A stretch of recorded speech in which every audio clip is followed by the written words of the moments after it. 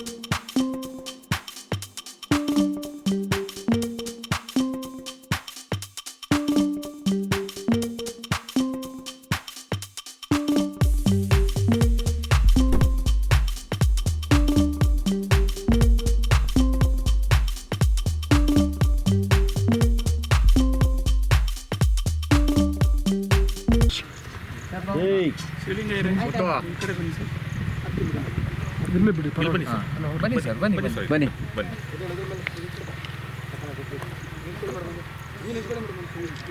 ಎಲ್ರಿಗೂ ನಮಸ್ಕಾರ. ಈ ದಿನ ನಾವು ಇಲ್ಲಿ ಪರಿಸರ ದಿನಾಚರಣೆಯನ್ನು ಆಚರಿಸಲಿಕ್ಕೆ ಅಂತ ಇಲ್ಲೆಲ್ಲ ಬಂದಿದ್ದೀವಿ. ಇಲ್ಲಿ ನೆರೆದಿರುವ ಎಲ್ಲ ಮಿತ್ರರಿಗೂ ಸಹೋದರ ಸಹೋದರಿಯರಿಗೂ ನಾನು ಪರಿಸರ ದಿನಾಚರಣೆಯ ಒಂದು ವಿಶಸ್ನ ತಿಳಿಸ್ತಾ ನಾನು ಹೇಳೋದೇನು ಅಂತಂದರೆ, ಪರಿಸರ ದಿನಾಚರಣೆಯ ದಿನ ಮಾತ್ರ ನಾವು ಸಸಿಗಳು ನೆಡೋದು ಮತ್ತು ನಮ್ಮ ಪರಿಸರನ ಚೆನ್ನಾಗಿ ಇಟ್ಕೊಳ್ಳೋ ಅಂಥ ಒಂದು ಕಾರ್ಯಕ್ರಮಗಳನ್ನ ನಾವು ಮಾಡ್ತೀವಿ. ಆದರೆ ವರ್ಷ ಪೂರ್ತಿ ಇದನ್ನು ನಾವು ಇದೇ ರೀತಿಯಾಗಿ ಬೆಳೆಸ್ಕೊಂಡು ಹೋಗಬೇಕಾಗತ್ತೆ. ಒಂದು ಪುಸ್ತಕ ಇದೆ, ವೈ ನೇಷನ್ಸ್ ಫೇಲ್ ಅಂತ. ಆ ಪುಸ್ತಕಕ್ಕೆ ಬುಕರ್ಸ್ ಪ್ರೈಸ್ ಕೂಡ ಬಂದಿದೆ. ಆ ಪುಸ್ತಕದಲ್ಲಿ ಆಥರ್ ಹೇಳ್ತಾರೆ, ಯಾವ ದೇಶದಲ್ಲಿ ಪರಿಸರನ ಚೆನ್ನಾಗಿ ಕಾಪಾಡ್ಕೊಂಡು ಹೋಗ್ತಾರೋ, ಯಾವ ದೇಶದಲ್ಲಿ ಕ್ಲೀನ್ಲಿನೆಸ್ನ ಚೆನ್ನಾಗಿ ಮೇಂಟೈನ್ ಮಾಡ್ಕೊಂಡು ಹೋಗ್ತಾರೋ, ಯಾವ ದೇಶದಲ್ಲಿ ಸಸಿಗಳು, ಗಿಡಗಳು, ಫಾರೆಸ್ಟು ಎಲ್ಲರನ್ನೂ ನ್ಯಾಚುರಲ್ ರಿಸೋರ್ಸಸ್ನ ಚೆನ್ನಾಗಿ ಮೇಂಟೈನ್ ಮಾಡ್ಕೊಂಡು ಹೋಗ್ತಾರೋ ಆ ದೇಶ ಡೆವಲಪ್ಡ್ ನೇಷನ್ ಅಂತ ಅನ್ಸ್ಕೊಳುತ್ತೆ ಅಂತ ಹೇಳ್ತಾರೆ. ನಮ್ಮ ದೇಶದಲ್ಲಿ ಯಾರ್ಯಾರು ಇವತ್ತಿನ ದಿನ ನಮ್ಮ ಮಕ್ಕಳು ಎಲ್ಲರೂ ಯಾರ್ಯಾರು ಫಾರಿನ್ಗೆ ಹೋಗ್ತಾ ಇದ್ದಾರೆ, ಫಾರಿನ್ಗೆ ನಾವು ಅಲ್ಲೇ ಹೋಗಿ ಸೆಟ್ಲ್ ಆಗಬೇಕು ಅಂತ ಯಾರ್ಯಾರು ಅಂದ್ಕೊತಾ ಇದ್ದಾರೆ, ಆ ಫಾರಿನ್ಗೆ ಹೋಗೋವಂಥ ಮಕ್ಕಳೆಲ್ಲರೂ ಅಲ್ಲಿರೋ ದೇಶದ ಪರಿಸರನ ಇಷ್ಟಪಟ್ಕೊಂಡು ಹೋಗ್ತಾ ಇದ್ದಾರೆ. ಇವತ್ತು ನಾವು ಅಮೇರಿಕಾ ಅಂತ ಅನ್ಕೊಬೋದು. ಅಮೇರಿಕಾದಲ್ಲಿರುವಂಥ ಫಾರೆಸ್ಟ್ ಕವರ್ ನಮ್ಮ ದೇಶಕ್ಕೆ ಕಂಪೇರ್ ಮಾಡಿದ್ರೆ ಬಹಳ ಜಾಸ್ತಿ ಇದೆ. ಯುರೋಪ್ ಅಂತ ಹೇಳ್ಬೋದು, ಯುರೋಪಲ್ಲಿರುವಂಥ ಫಾರೆಸ್ಟ್ ಕವರ್ ನಮ್ಮ ದೇಶಕ್ಕಿಂತ ಜಾಸ್ತಿ ಇದೆ. ಈಗ ಜಪಾನಲ್ಲಿ ಇರುವಂಥ ಫಾರೆಸ್ಟ್ ಕವರು ನಮ್ಮ ದೇಶಕ್ಕಿಂತ ಜಾಸ್ತಿ ಇದೆ. ನಾವು ಈ ಒಂದು ಉದಾಹರಣೆಗಳನ್ನ ನಾವು ತೊಗೊಂಡ್ವಿ ಅಂತಂದರೆ, ಡೆವಲಪ್ಡ್ ನೇಷನ್ ಅಂತ ನಾವು ಡೆವಲಪಿಂಗ್ ನೇಷನಿಂದ ಡೆವಲಪ್ಡ್ ನೇಷನ್ ಅಂತ ನಾವು ಅನ್ಸ್ಕೊಬೇಕು ಅಂತಂದರೆ, ನಾವು ನಮ್ಮ ದೇಶದಲ್ಲಿರುವಂಥ ಫಾರೆಸ್ಟ್ ಗ್ರೀನ್ ಕವರ್ನ ನಾವು ಹೆಚ್ಚಿಗೆ ಮಾಡಬೇಕಾಗತ್ತೆ. ನಾವು ನಮ್ಮ ದೇಶದಲ್ಲಿ ಒಂದು ಸುಮಾರು ವರ್ಷಗಳ ಹಿಂದೆ ನಾವು ತೆಗೆದು ನೋಡಿದ್ವಿ ಅಂತಂದರೆ, ನಮ್ಮ ಹಳೆಯ ಪದ್ಧತಿಗಳು ಮತ್ತು ಹೊಸ ಪದ್ಧತಿಗಳು ಕ್ಲ್ಯಾಶ್ ಆಗಿತ್ತು. ಉದಾಹರಣೆಗೆ ಬ್ರಿಟಿಷರು ಬಂದಾಗ ಅವರು ಸಸಿಗಳನ್ನ ನೆಟ್ಟಿರುವಂಥ ಸಸಿಗಳು ಮತ್ತು ನಮ್ಮ ದೇಶದಲ್ಲಿ ಮೊದಲು ನಮ್ಮ ಊರುಗಳಲ್ಲಿರುವಂಥ ಸಸಿಗಳು ಎರಡೂ ಬೇರೆ ಬೇರೆ ಆಗಿತ್ತು. ಯಾವ ರೀತಿ ಬೇರೆ ಬೇರೆ ಆಗಿತ್ತು ಅಂತಂದರೆ, ನಮ್ಮ ದೇಶದಲ್ಲಿ ಹೆಚ್ಚಿಗೆ ಹೂವಿನ ಗಿಡಗಳು, ಆಮೇಲೆ ಫಲ ಕೊಡುವಂಥ ಗಿಡಗಳನ್ನ ನಾವು ರೋಡ್ಗಳಲ್ಲಿ ಮನೆಗಳ ಸುತ್ತಮುತ್ತ ಬೆಳೆಸ್ತಾ ಇದ್ವಂತೆ. ಆದರೆ ಬ್ರಿಟಿಷವರು ಬಂದಮೇಲೆ ಅದು ಒಂಥರ ಫ್ಯಾನ್ಸಿಫುಲ್ ಗಿಡಗಳನ್ನ ಮತ್ತು ಕಲರ್ಫುಲ್ ಗಿಡಗಳನ್ನ ಬೆಳೆಸೋಕ್ಕೆ ಶುರು ಮಾಡಿದ್ರಂತೆ. ಈ ಒಂದು ಗಿಡಗಳಿಂದ ನಮ್ಮ ಸಿಸ್ಟಮ್ ಎಲ್ಲ ಚೇಂಜ್ ಆಗಿದೆ. ಆದರೆ ನಮ್ಮ ಪದ್ಧತಿ ಎರಡನ್ನೂ ಮಿಕ್ಸ್ ಮಾಡಿಕೊಂಡು ನಾವು ಪದ್ಧತಿನ ಬೆಳೆಸ್ಕೊಬೇಕಾಗತ್ತೆ. ಇವತ್ತಿನ ದಿನ ನಮ್ಮ ನಿಸರ್ಗ ಪರಿಚರಣಾ ಟ್ರಸ್ಟ್ ಅವರು ಅಧ್ಯಕ್ಷರಾದ ಶಿವಲಿಂಗಯ್ಯ ಅವರು ಒಂದು ಮಾತು ಹೇಳಿದ್ರು ಇಲ್ಲಿ ಬಂದಾಗ, ಮಿಯಾವಾಕಿ ಫಾರೆಸ್ಟ್ನ ರೀತಿಯಲ್ಲೇ ನಾವು ಇದು ಮಾಡ್ತೀವಿ ಅಂತ. ಮಿಯಾವಾಕಿ ಫಾರೆಸ್ಟ್ ಅಂತಂದರೆ ಒಂದು ಸಣ್ಣ ಜಾಗದಲ್ಲಿ ಕಾಡನ್ನು ಬೆಳೆಸೋದು. ಅದನ್ನು ಮಿಯಾವಾಕಿ ಅನ್ನೋರು ಕಂಡುಹಿಡ್ತಾರೆ ಜಪಾನಲ್ಲಿ. ಈಗ ಒಂದು ಸಣ್ಣ ಪಾರ್ಕೆ ಆಗಿರ್ಬೋದು, ಅದನ್ನು ಕಾಡು ಮಾಡೋದು ಅಂತ ಹೇಳ್ತಾರೆ. ಈ ಕಾಡು ಮಾಡೋ ಸಂದರ್ಭದಲ್ಲಿ ನಾನು ಹೇಳೋದೇನು ಅಂತಂದರೆ, ನಮ್ಮ ದೇಶದ ಮತ್ತು ನಮ್ಮ ಲೋಕಲ್ ಸಸಿಗಳನ್ನ ಜೊತೆಗೆ ನಾವು ಫ್ಯಾನ್ಸಿ ಏನು ನಮ್ಮ ದೇಶದಲ್ಲಿ ಪಾರ್ಕಲ್ಲಿ ನಾವೆಲ್ಲ ಸಸಿಗಳನ್ನ ನೆಡ್ತೀವೋ ಆ ಸಸಿಗಳನ್ನ ಎರಡೂ ಮಿಕ್ಸ್ ಮಾಡಿ ನಾವು ಮಿಕ್ಸ್ ಆ್ಯಂಡ್ ಮ್ಯಾಚ್ ಮಾಡೋದ್ರಿಂದ ನಮ್ಮ ಪರಿಸರ ಚೆನ್ನಾಗಿರುತ್ತೆ ಅಂತ ಅಂದ್ಕೊಂಡಿದ್ದೀನಿ. ಮತ್ತು ಇದು ಪ್ರಾಣಿ ಪಕ್ಷಿಗಳಿಗೆ ಕೂಡ ಅನುಕೂಲ ಆಗಲಿ ಅಂತನೋ ನಿಟ್ಟಿನಲ್ಲಿ ನಾವು ಇದನ್ನು ಮಾಡ್ತಾಯಿದ್ದೀವಿ. ಮತ್ತು ಇವತ್ತಿನ ಪರಿಸರ ದಿನಾಚರಣೆ ನೆಕ್ಸ್ಟು ಎಂಟೈರ್ ವರ್ಷದಲ್ಲಿ ಇದೇ ರೀತಿ ನಾವು ಗಿಡಗಳನ್ನ ಬೆಳೆಸ್ಕೊಂಡು ನೆಟ್ಕೊಂಡು ಹೋಗೋಣ ಅಂತಂದ್ಬಿಟ್ಟು ಒಂದು ಆಶಿಸ್ತಾ ನಾನು ಇವತ್ತು ಜೂನ್ 5 ವಿಶ್ವ ಪರಿಸರ ದಿನಾಚರಣೆನ ಆಚರಣೆ ಮಾಡ್ತಿದ್ದೀವಿ. ಇವತ್ತು ಈ ವರ್ಷದ ಟ್ಯಾಗ್ಲೈನ್ ಬಂದು global call for climate action ಅಂತ. ತಾವು ಅಬ್ಸರ್ವ್ ಮಾಡಿರ್ಬೋದು, ನಿಮ್ಮ ಚಿಕ್ಕ ವಯಸ್ಸಿನಲ್ಲಿ ಟೆಂಪ್ರೇಚರ್ ಈ ತಿಂಗಳಲ್ಲಿ ಎಷ್ಟಿರ್ತಿತ್ತು, ಎಷ್ಟು ಮಳೆ ಬರ್ತಿತ್ತು, ಮತ್ತು ಇವಾಗ ಎಷ್ಟು ಟೆಂಪ್ರೇಚರ್ ಇದೆ, ಎಷ್ಟು ಮಳೆ ಬರ್ತಿದೆ ಅನ್ನೋದು ವ್ಯತ್ಯಾಸ ತಾವು ತುಂಬಾ ಗಮನಿಸಿದ್ದೀರ. ಅದಕ್ಕೆಲ್ಲ ಕಾರಣನೇ ನಾವು ಪರಿಸರ ನಾಶ ಮಾಡ್ತಿರೋದು. ಏನು ಈ ಮಳೆಗಳನ್ನ ಹಿಡಿದಿಟ್ಟು ಮಳೆಗಳು ಬೀಳೋ ಥರ ಏನು ಮಾಡ್ತಿತ್ತು, ಕಾಡುಗಳಾಗಲಿ ಮರಗಳಾಗಲಿ ಏನು ಅದು ಇವಾಗ ಅದೆಲ್ಲ ಏನು ನೋಡೋಕ್ಕೆ ಸಿಗ್ತಿಲ್ಲ. ಬರೀ concrete structures, layouts, roads, development ಅಂತ ಮಾಡ್ತಿದ್ದೀವಿ. ಡೆವಲಪ್ಮೆಂಟ್ ಅನ್ನೋ ಹೆಸರಲ್ಲಿ ನಾವು ಪರಿಸರನ ಹಾಳು ಮಾಡ್ತಿದ್ದೀವಿ. ಅದಾಗಬಾರ್ದು. ಎರಡನ್ನೂ ಜೊತೆಲಿ ಹೋಗಬೇಕು. ನಮ್ಮ ದೇಶದಲ್ಲಿರೋ ಪಾಪ್ಯುಲೇಷನ್ಗೆ, ನಮ್ಮ ದೇಶದಲ್ಲಿ ಬೆಳೀತಿರೋ ಅಂಥ ಆಸೆ ಆಕಾಂಕ್ಷೆಗಳಿಗೆ ಪರಿಸರನೂ ಸಹ ನಾವು ಜೊತೆಯಲ್ಲಿ ಕಾಪಾಡ್ಕೊಂಡು ಹೋಗಬೇಕು. ಅದು ನಮ್ಮ ಧ್ಯೇಯ ಆಗಬೇಕು. ಸೊ ಆ ನಿಟ್ಟಿನಲ್ಲಿ ವಿಶ್ವ ಪರಿಚರಣಾ ಟ್ರಸ್ಟ್ ಅವರು ಏನು ಕೆಲಸ ಮಾಡ್ತಿದ್ದಾರೆ ಅದು ತುಂಬಾ ಒಳ್ಳೆಯ ಕೆಲಸ. ಅದರಿಂದ ನಾವೆಲ್ಲನೂ ಸ್ಫೂರ್ತಿಗೊಂಡು ನಾವು ಸಹ ಏನು ಹುಟ್ಟಿದ ಹಬ್ಬ ಆಗಿರ್ಬೋದು ಅಥವಾ ಶುಭ ಸಮಾರಂಭಗಳಲ್ಲಾಗಿರ್ಬೋದು ಗಿಡಗಳನ್ನ ನೆಟ್ಟು ಅದನ್ನು ಕಾಪಾಡಿಕೊಂಡು ಬೆಳೆಸಿ ಒಂದಷ್ಟು ಪ್ರಾಣಿ ಪಕ್ಷಿಗಳಿಗೆ ಆಹಾರ ಆಗ್ಬೋದು, ನಮಗೆ ನೆರಳಾಗ್ಬೋದು, ಅಥವಾ ಈ ಪರಿಸರಕ್ಕೆ ಆಮ್ಲಜನಕ ಆಗ್ಬೋದು, ಆ ಥರದ ಕೊಡುಗೆ ನಾವು ಮಾಡಬೇಕು. ಸೊ ಅದೆಲ್ಲರೂ ಈ ನಾನೇನು ಹೇಳಿದ್ನಿ ಅದನ್ನೆಲ್ಲರೂ ತಾವೆಲ್ಲ ಅರ್ಥ ಮಾಡ್ಕೊಂಡು ರೂಢಿಗತ ಮಾಡ್ಕೊತೀರಿ ಅಂತ ಹೇಳ್ತಾ ಎಲ್ಲರಿಗೂ ಮತ್ತೊಮ್ಮೆ ಶುಭಾಶಯಗಳನ್ನ ತಿಳಿಸ್ತಾ, ಸಾಹೇಬ್ರೆ, ತಾಲೂಕಲ್ಲಿ ಗುಂಟೋಪು, ಗೋಕಟ್ಟೆ, ಕಲ್ಯಾಣಿ, ಗೋಮಾಳ, ಅರಣ್ಯ ಭೂಮಿ, ಕೆರೆ ಅಂಗಳಗಳು ತುಂಬ ಒತ್ತುವರಿ ಆಗ್ತಾಯಿದೆ.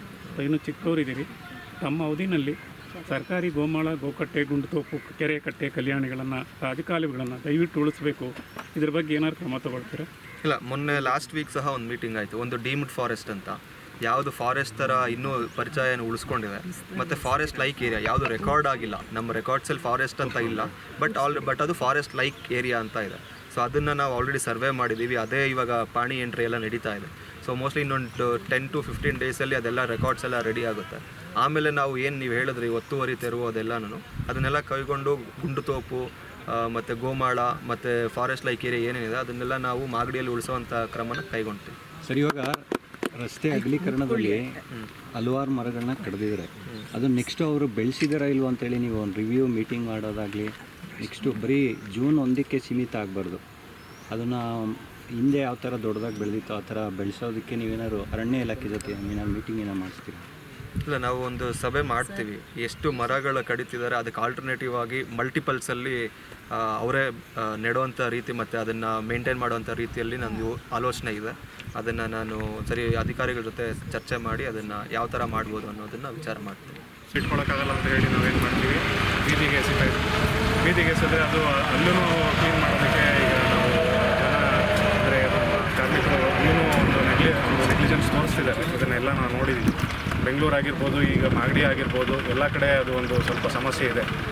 ಅದನ್ನು ನಮ್ಮ ಲೋಕಲ್ ಅಡ್ಮಿನಿಸ್ಟ್ರೇಷನ್ ಅವರು ನೋಡಬೇಕಾಗತ್ತೆ.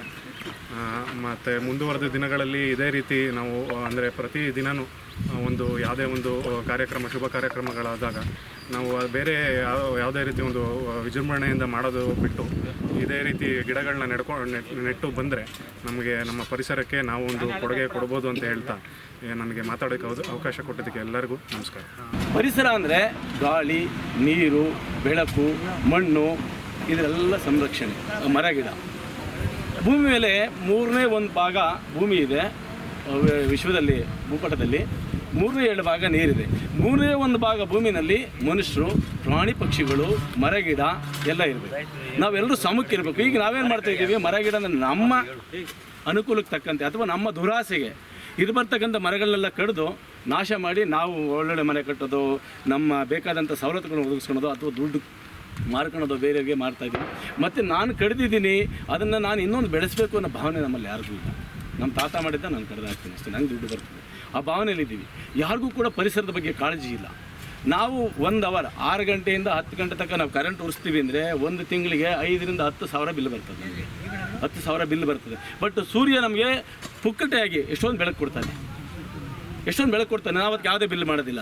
ನಾವು ICUನಲ್ಲಿ ನಾವು ವೆಂಟಿಲೇಷನ್ಗೆ ಏನು ಆಮ್ಲಜನಕ ಕಾಸು ಕೊಡಬೇಕು ಅಂದರೆ 3 ದಿವಸ ನಾವೇನಾದ್ರು ICUನಲ್ಲಿ ಅಡ್ಮಿಟ್ ಆದರೆ ಲಕ್ಷಾಂತರ ರೂಪಾಯಿ ಬಿಲ್ ಮಾಡ್ತಾರೆ. ಭಗವಂತ ನಾವು ಹುಟ್ಟಿದಾಗಿನಿಂದ ಸಾಯೋ ತನಕ ಜಗತ್ತಿನಲ್ಲಿರ್ತಕ್ಕಂಥ ಎಲ್ಲ ಪ್ರಾಣಿ ಪಕ್ಷಿಗಳಿಗೆ ಮನುಷ್ಯರಿಗೂ ಸೇರಿ ಎಷ್ಟೊಂದು ಪುಕ್ಕಟೆ ಆಮ್ಲಜನಕ ಕೊಡ್ತಾನೆ. ಅದು ನಮಗೆ ಪುಕ್ಕಟೆಯಾಗಿ ಸಿಗುತ್ತಲ್ಲ, ಬೆಲೆ ಗೊತ್ತಿಲ್ಲ. ಜನರಿಗೆ ಮನ್ನಣೆ ಆಗುವಂತೆ, ಮನವರಿಕೆ ಆಗುವಂತೆ ಅದನ್ನು ತಿಳಿಸಿದಾಗ ಇನ್ನೂ ಪರಿಸರದಲ್ಲಿ ಹೆಚ್ಚು ಮರಗಳು ಹಾಕ್ಬೋದು, ಬೆಳೆಸ್ಬೋದು ಅಂತ ಒಂದು ನಿಟ್ಟಿನಲ್ಲಿದೆ. ನಾನು ಸಹ ನನ್ನ ಜೀವನದ ಅವಧಿಯಲ್ಲಿ ಒಂದು 300ಕ್ಕೂ ಅಧಿಕ ತೆಂಗಿನ ಮರಗಳನ್ನು ನೆಟ್ಟಿದ್ದೀನಿ. ಒಂದು 15,000ಕ್ಕೆ ಹೆಚ್ಚು ನೀಲಗಿರಿ ಮರಗಳನ್ನು ಹಾಕಿದ್ದೀನಿ. ಮತ್ತು ಸಪೋಟ ಗಿಡ ಒಂದು 150 ಹಾಕಿದ್ದೀನಿ. ಅಡಿಕೆ ಒಂದು 3,000 ಹಾಕಿದ್ದೀನಿ. ಹೀಗೆ 10 ಹಲವು ಮರಗಳನ್ನು ನಾನು ದೊಡ್ಡ ಪ್ರಮಾಣದಲ್ಲಿ ನನ್ನ ಕೈಯಿಂದ ಹಾಕಿ ಬೆಳೆಸಿರೋವಂಥದ್ದು ಇದೆ. ಅದು ಬಹಳ ಮನುಷ್ಯನಿಗೆ ಖುಷಿ ಜೀವನನೇ ಒಂದು ನೆಮ್ಮದಿಯ ಜೀವನ. ಆದರೆ ಇವತ್ತು ಬದಲಾವಣೆ ಆಗಿರ್ಬೋದು, ಆದರೆ ಮಾಡಿದಂಥ ಕೆಲಸಗಳು, ನಾವು ಮಾಡಿದಂಥ ಬದುಕುಗಳಿದ್ದೆಲ್ಲ ಅದು ಮುಂದಿನ ಪೀಳಿಗೆಗೆ ಒಂದು ದಾರಿದೀಪವಾಗ್ತದೆ. ಹಾಗಾಗಿ ಎಲ್ಲ ಮಹನೀಯರಿಗೆ ಅವರಿಗೆ ಎಲ್ಲ ಮಾತಿಗೂ ನಮ್ಮ ಮನ್ನಣೆ ಕೊಟ್ಟು ನನ್ನ ಮಾತನ್ನ ಮುಗಿಸ್ತೀನಿ. ಇದು ಪರಿಸರ ನಮಗೊಬ್ಬನಿಗೆ ಸೇರಿರೋದಲ್ಲ, ಮನುಷ್ಯನಿಗೆ ಮಾತ್ರ ಸೇರಿರೋದಲ್ಲ ಹಾಗಂತ ನಾವು ಅಂದ್ಕೊಂಬಿಟ್ಟಿದ್ದೀವಿ. ಹಾಗಾಗಿ ಹೆಂಗೆ ಬೇಕೋ ಹಾಗೆ ನಾವು ಬಳಸ್ಕೋತಾ ಇದ್ದೀವಿ. ಇದು ಇಲ್ಲಿಯ ಏನು ವಿಶ್ವದಲ್ಲಿ ಇರುವಂತಹ ಎಲ್ಲ ಪ್ರಾಣಿ ಪಕ್ಷಿಗಳು, ಕ್ರಿಮಿ ಕೀಟಗಳು ಎಲ್ಲರಿಗೂ ಸೇರಿರುವಂಥದ್ದು. ಮನುಷ್ಯ ಅಂದ್ಕೊಂಡ್ಬಿಟ್ಟಿದ್ದಾನೆ ಇದು ನಮ್ಮದು ಅಂತ ಹೇಳಿ, ಅಂದರೆ ನಮಗೆ ಬುದ್ಧಿ ಇದಲ್ಲ, ಹಾಗಾಗಿ ಅದನ್ನು ನಾವು ಯಾವುದೋ ಕೆಟ್ಟ ರೀತಿಯಲ್ಲಿ ಬಳಸ್ಕೋತಾ ಇದ್ದೀವಿ. ಇದು ತಪ್ಪಬೇಕು. ಮತ್ತು ಹಿರಿಯರಿಂದ ಬಂದಂತಹ ಬಳುವಳಿ ನಮಗೆ ಈ ಪರಿಸರ, ಅದನ್ನು ನಾವು ಮುಂದಿನ ಪೀಳಿಗೆಗೆ ಕೊಡಬೇಕಾಗಿದೆ. ಇದು ನಮ್ಮ ಆಸ್ತಿ ಅಲ್ಲ ಅನ್ನೋದನ್ನು ನಾವೆಲ್ಲ ಅರ್ಥಕೋಬೇಕು. ಒಂದು 2 ಮರ ನಾವು ಮನೆ ಮುಂದೆ ನೆಟ್ಟರೆ ಅದರಿಂದ ಎಷ್ಟೊಂದು ನಮಗೆ ಖುಷಿ ಕೊಡುತ್ತೆ. ನಾವು ನಮ್ಮ ಇಡೀ ಪರಿಸರದಲ್ಲಿ ಮರ ಗಿಡಗಳನ್ನ ನೆಟ್ಟು ಅದನ್ನು ಪೋಷಿಸ್ತಾ ಬಂದರೆ ನಿಜಕ್ಕೂ ಸಹ ಮನುಷ್ಯನಿಗೆ ಬೇಕಾದಂಥ ಎಲ್ಲ ಆರೋಗ್ಯ ಈ ಪರಿಸರದಲ್ಲಿದೆ. ನಾವು ದೇವಸ್ಥಾನದಲ್ಲಿ ದೇವರನ್ನು ನೋಡೋಕೆ ಹೋಗ್ತೀವಿ, ನಿಜವಾಗ್ಲೂ ದೇವರಿರೋದು ಅಂತಂದರೆ ಪ್ರಕೃತಿಯಲ್ಲಿ. ನಮ್ಮ ಹಿಂದಿನವರು ಮರ ಗಿಡಗಳನ್ನು ಪೂಜೆ ಮಾಡ್ತಾಯಿದ್ರು.